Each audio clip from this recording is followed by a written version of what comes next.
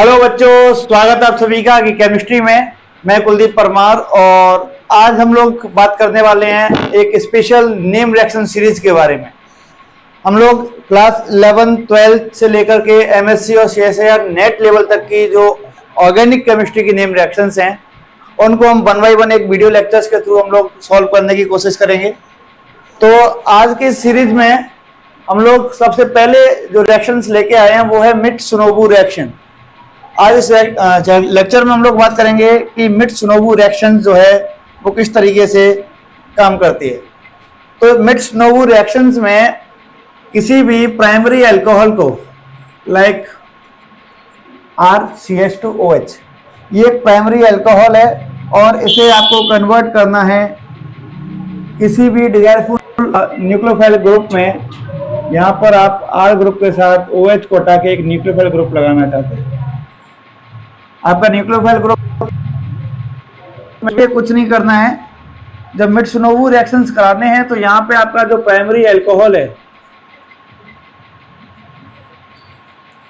Primary alcohol के साथ जब रिएक्शंस होगी किसी भी न्यूक्लियोफिलिक ग्रुप की, तो यहाँ पे जो प्रेजेंस रहती है वो नंबर 1 आपके पास कोई भी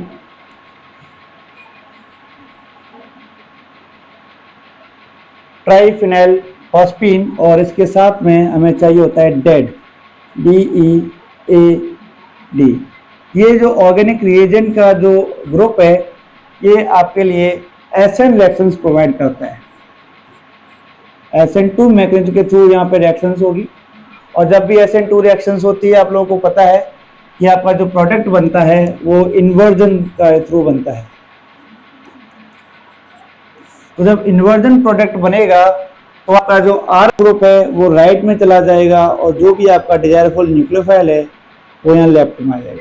फॉर एग्जांपल आपके पास एक कार्बन है, यहाँ पर आपका CH3, यहाँ पर आपका अगेन CH3, इसके सॉलिड वेज पोजीशन पर OH ग्रुप है और डैश पोजीशन पर हाइड्रोजन एटम है।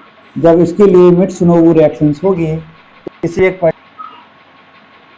न्यूक्लियोफाइल है वो इस कार्बन के डैश पोजीशन पे आएगा और जो हाइड्रोजन है वो सॉलिड पोजीशन पे चला जाएगा। इसे हम लोग क्या बोलते हैं? इन्वर्जन प्रोडक्ट बोलते हैं। क्या बोलते हैं? Inversion product. तो आपके मित्सुनोबू रिएक्शंस में मेनली यही होता है कि कोई भी आपका primary secondary alcohol PPH3 and dead की प्रेजेंस में किसी भी पर्टिकुलर न्यूक्लियोफाइल से रिएक्ट करेगा और एक इन्वर्टेड प्रोडक्ट में SN2 मैकेनिज्म के थ्रू प्रोडक्ट बनाएगा। अब यहाँ पे जो PPH3 और डेड का जो कॉम्बिनेशन है ये कैसे काम करता है, तो उसके लिए पहले आप इसका स्क्रीनशॉट ले लीजिए।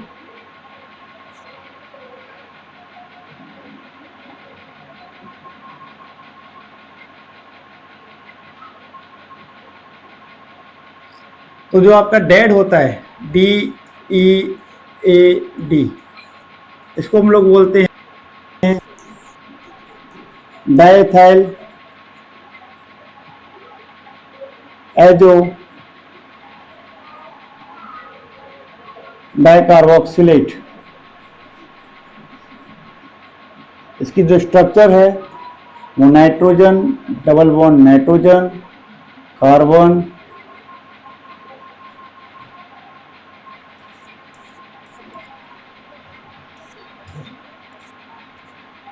तो देखिए इसमें होता क्या है कि जो आपका डेड मॉलिक्यूल जो है, इस डेड मॉलिक्यूल में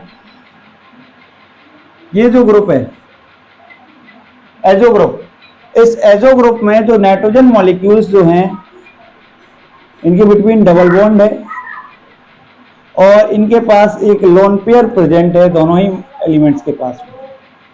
क्योंकि दोनों ही एलिमेंट्स का जो लोन पेयर है वो 2p ऑर्बिटल का है, इसका जो लोन पेयर है वो कैसा है? 2p ऑर्बिटल का है। इस 2p ऑर्बिटल की वजह से इनका जो साइज काफी कम है, तो इसकी वजह से जो रिपल्शन है लोन पेयर का वो काफी ज्यादा रहेगा और ये मॉलिक्यूल इस रिपल्शन को काउंटर करने के लिए अपने बॉन्ड्स को क्या करेगा? ब्रेक करने की कोशिश करेगा। तो इसी कॉन्सेप्ट में अगर ये नाइट्रोजन का बॉन्ड ब्रेक होता है तो यहाँ पर ये जो नाइट्रोजन ग्रुप हैं वो सिंगल बॉन्ड के फॉर्म में आएंगे और इस पर नेगेटिव चार्ज और इस पर पॉजिटिव चार्ज डेवलप होगा। ये पॉजिटिव चार्ज जब भी डेवलप होगा तो आपका जो PPH3 मॉलिक्यूल है इसके पास लोन पेयर्स प्रेजेंट हैं। ये आपके लोन पेयर्स इस कार्बन को देगा। इस नाइट्रोजन पर जब लोन पेयर्स आएंगे तो ये इसके साथ में बॉन्ड फॉर्म करेगा और यहाँ से एक मॉलिक्यूल बनेगा COOET और यहाँ पर आएगा PPH3 प्लस और यहाँ पर आएगा आपका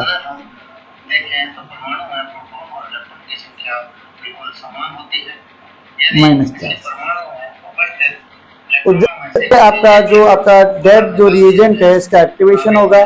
इस एक्टिवेशन के बाद में आपका जो भी रिएजेंट है लाइक अल्कोहल ग्रुप का जो हाइड्रोजन जो है एसिडिक नेचर का होता है, इसकी वजह से जो आपका जो डेड का नाइट्रोजन नेगेटिव चार्ज है ये अल्कोहल का एक्टिवेशन करेगा और अल्कोहल के एक्टिवेशन से क्या होगा कि यहाँ पर जो आपका अल्कोहल ग्रुप है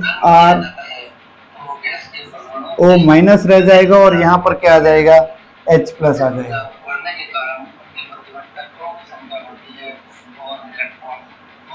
यहाँ पर आ जाएगा H प्लस। अब ये जो ऑक्सीजन है, ऑक्सीजन के पास नेगेटिव चार्ज है, ये इलेक्ट्रॉन पेयर्स आएंगे PPH3 के पास और ये जो बॉन्ड जो है नाइट्रोजन का वो क्या हो जाएगा, ब्रेक हो जाएगा। इस बॉन्ड के ब्रेक होने से आपका जो अल्कोहल है इस पर ऑक्सीजन और PPH3 और इस पर पॉजिटिव चार्ज। इस पर पॉजिटिव चार्ज जब आएगा तो क्या करेंगे, ये बॉन्ड यहाँ से ब्रेक होगा। यहाँ से इस ब्रेक होने से आपका जो RCH2 पॉजिटिव ग्रुप अरेंज होगा और जो आपका यहाँ पे जो हाइड्रोजन आया था, ये जो न्यूक्लियोफाइल ग्रुप यहाँ पे जो रिलीज है वो न्यूक्लियोफाइल यहाँ पे अटैक करके और इन्वर्टेड प्रोडक्ट बनाएगा। तो इस तरह से क्या होता है कि मिट्सुनोबू रिएक्शंस में काफ़ी सारे स्टेप्स जो होते हैं एक साथ काम करते हैं। अगर हम इनको कलेक्टिवली अगर हम समझें तो सबसे पहले आपका जो डेड मॉलिक्यूल है, डेड मॉलिक्यूल्स में एजो ग्रुप के अनस्टेबिलिटी की वजह से उनके लोन पेयर्स जो हैं उनमें रिपल्शंस क्रिएट होता है।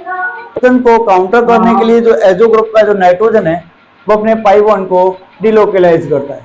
इस पाई बॉन्ड के डिलोकलाइजेशन का फायदा उठाता है आपका ट्राइफेनिल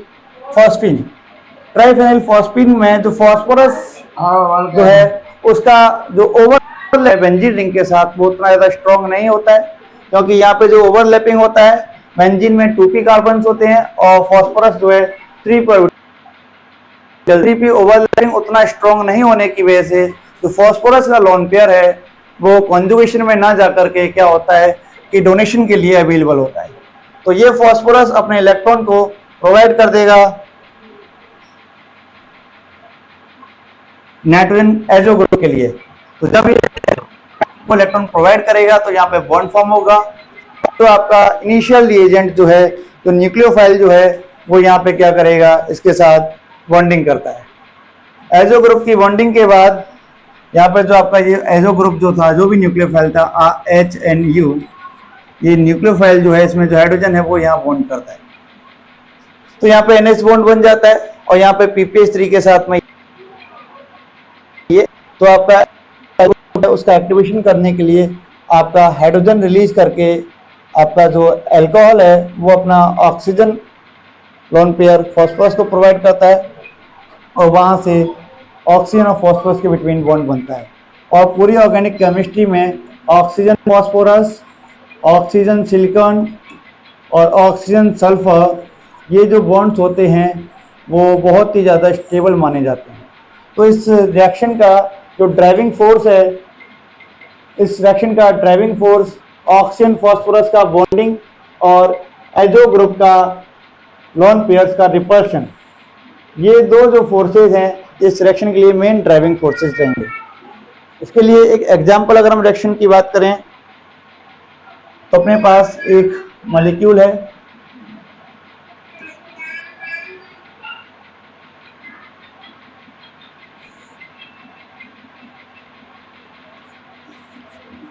R1 R2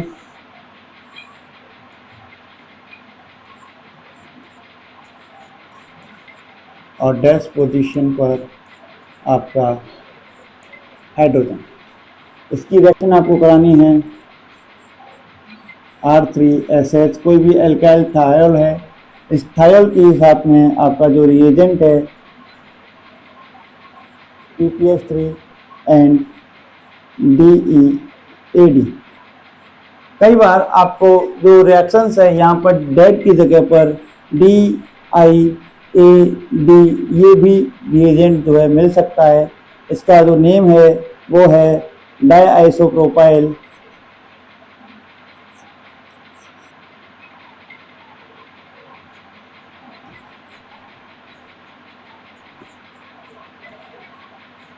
डाइकार्बोक्सिलेट। दोनों का जो फंक्शन होता है वो सेम होता है। एजो ग्रुप आपका मेन ड्राइविंग फोर्स है, तो एजो ग्रुप दोनों में ही प्रेजेंट है। तो आइसोप्रोपाइल या इथाइल ग्रुप के होने से कोई ज़्यादा खास फर्क नहीं पड़ता है। इसमें जब रिएक्शंस का जो प्रोडक्ट बनाएंगे हम लोग, तो जो भी आपके R1 R2 कार्बन्स हैं वो एज इट इज रहेंगे, और जो आपका अल्कोहल जिस पोजीशन पर है उससे अपोजिट पोजीशन पर आप न्यूक्लियोफाइल लेके आएंगे, दैट इज SR3, और आपकी जो अल्कोहल की पोजीशन है वहाँ पर आ जाएगा आपका हाइड्रोजन। हमेशा आपको इन्वर्टेड प्रोडक्ट बनाना है। आपके पास कोई भी रिएक्शंस हो, किसी भी तरह का न्यूक्लियोफाइल ग्रुप प्रेजेंट हो, आपको ये कंडीशंस देखनी है, ट्राइफेनिल फॉस्फीन और डेड मॉलिक्यूल्स प्रेजेंट होना चाहिए। इस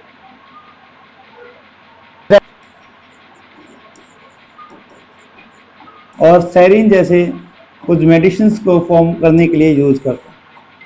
तो आज के लेक्चर में सिर्फ इतना ही, बाकी की बातें हम लोग अगले लेक्चर में करेंगे एक नई नेम रिएक्शन के साथ। तो उसका मैं अनाउंसमेंट भी आज ही कर देता हूँ। जो अगला जो पार्ट होगा उसमें हम लोग बात करेंगे स्टॉर्क एनामाइन रिएक्शन की। आज के लेक्चर में थी मित्सुनोबु रिएक्शन, सेकेंड लेक्चर जो रहेगा वो रहेगा स्टॉर्क एनामाइन रिएक्शंस को लेकर के।